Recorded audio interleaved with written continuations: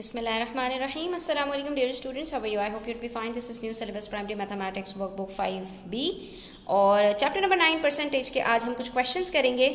तो page number 35 पर आ जाइए। वीडियो एंड तक जरूर देखिएगा। अच्छी लगे तो लाइक कमेंट शेयर कीजिएगा। चैनल सब्सक्राइब नहीं किया तो प्लीज सब्सक्राइब कर लीजिए। बढ़ते हैं हम वर्कशीट नंबर 2A की तरफ, जिसमें हमें पार्ट ऑफ अ होल की परसेंटेज निकालनी है। पार्ट ऑफ अ होल का मतलब क्या होता है? एक पूरी चीज के अंदर से थोड़ा सा पार्ट उठाया, बताओ इसकी परसेंटेज कितनी है। यानी कि आप ये समझें कि अगर मेरे पास 100 चॉकलेट्स हैं, ठीक है, और मैंने उसमें से किसी को 20 चॉकलेट्स दी हैं, तो 100 चॉकलेट्स क्या है? होल है। ठीक है, पूरी की पूरी चॉकलेट्स कितनी हैं? जो टोटल नंबर होता है वो होल होता है। ठीक है, उसमें से थोड़ा सा कुछ पार्ट वो आपका पार्ट कहलाता है, थोड़ा सा हिस्सा।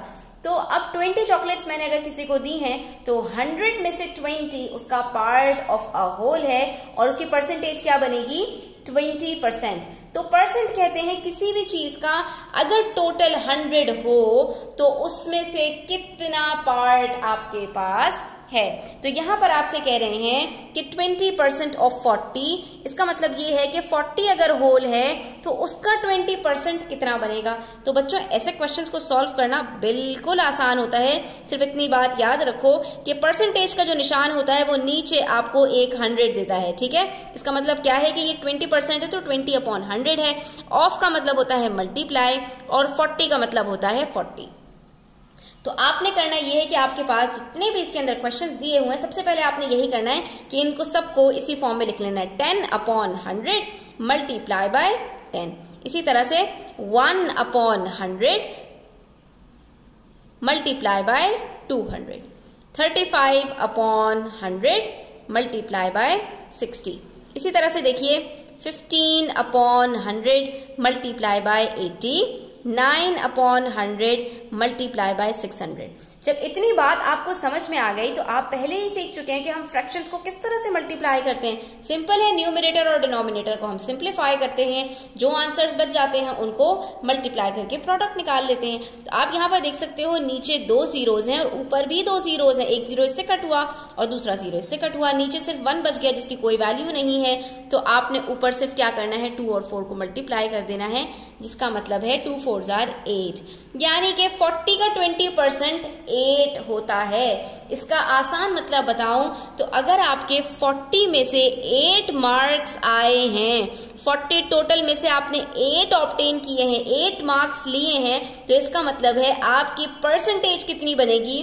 20% बनेगी। या अगर मैं इसको उल्टा करूं कि 40 मार्क्स का 20% कितना बनेगा, तो वो 8 नंबर्स बनेगा। ठीक है, तो ये फर्क आपको समझ में आया कि परसेंटेज क्या होती है और किसी चीज का पार्ट क्या होता है इन टर्म्स ऑफ नंबर।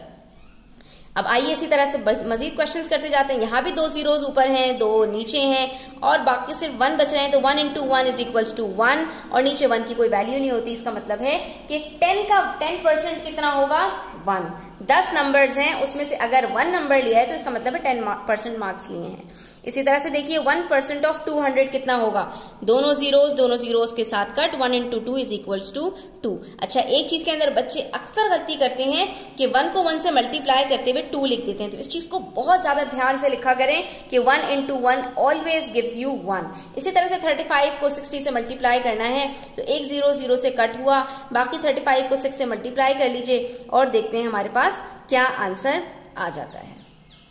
तो हमारे पास आंसर आ रहा है 210 और नीचे भी हमारे पास एक 10 है, तो हमने 0 को 0 से कट किया, बच गया 21। 60 का 35 कितना होता है?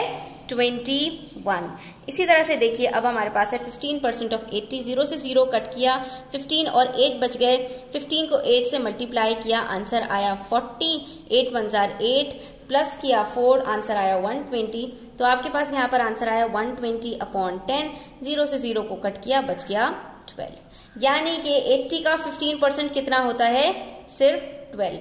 इसी तरह से 9/100 था, 0 से 0 को कट किया, 0 से 0 को कट किया, नीचे कुछ नहीं बचा, ऊपर सिर्फ 9 और 6 बचा और हमें पता है 9 6 are 54। तो 600 का 9% कितना होगा बच्चों? सिर्फ 54 होगा। आज हमने किसी भी होल का परसेंटेज निकालना सीखा है कि उसके किसी भी पार्ट की परसेंटेज कितनी होती है। तो आई होप कि आपको इसमें मजा आया होगा और बहुत कुछ सीखने को मिला होगा। Thanks for watching the video till the end. Take care. अल्लाह हाफिज।